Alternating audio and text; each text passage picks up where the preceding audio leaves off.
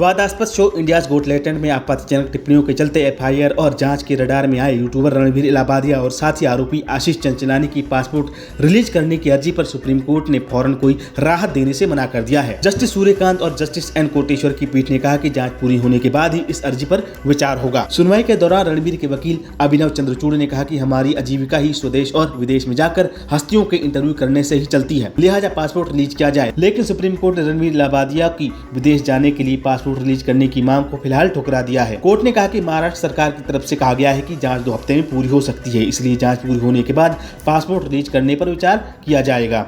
पीठ ने अगली सुनवाई 21 अप्रैल को तय की है। गौरतलब है कि सुप्रीम कोर्ट ने साफ किया है कि अगली सुनवाई तक आरोपियों की गिरफ्तारी पर रोक जारी रहेगी। रणबीर इलाहाबादिया के वकील ने कहा कि वो जांच में सहयोग कर रहे हैं, उसे जहां भी पूछताछ के लिए बुलाया जाता है वो वहां जाता है।